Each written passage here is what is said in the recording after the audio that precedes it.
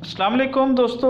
वाही बीजी का जदों भी असी जिक्र करने तो साढ़े ज़हन के विच बैल लाजमी आउणगे, जिन्होंने पूरे पंजाब दे विच बलद के नाम के नाल पछाणिया जाता है। अज तो असी अगर वेखीए कोई 35-40 साल 50 साल पहले तो इत्थे ट्रैक्टर नहीं होंदे सन। इत्थे सिर्फ बलदां दे नाल ही लोग हल वाहंदे सन। उस तो बाद ट्रैक्टर आए, लेकिन अज भी अगर असी वेखने तो जो बलद के नाल हल वाया जाता सी, उस तरीके दे नाल जितना गहरा हल जाता सी, वो ट्रैक्टरां दे नाल नहीं है। यही वजह है कि अज दी असी फी एकड़ पैदावार वेखीए तो ट्रैक्टर दे नाल हल वाए होए होण तो ਉਹਦੀ घट होएगी। अगर ਉਹਦੇ अंदर बलद ਦੇ ਨਾਲ ਰਾਜਾ ਹਲ ਉਹਦੇ ਵਿੱਚ ਪਾਇਆ ਜਾਵੇ तो वो मजीद ਡੂੰਘਾ ਜਾਏਗਾ।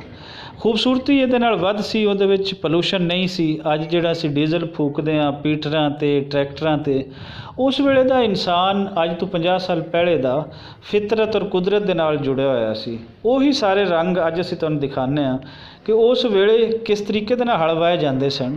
ਖੁਸ਼ਕਿਸਮਤੀ ਦੇ ਨਾਲ ਅੱਜ ਵੀ ਕੁਝ लोग इस दे नाल जुड़े हुए हैं, बलदां दे नाल हल वाहंदे हैं।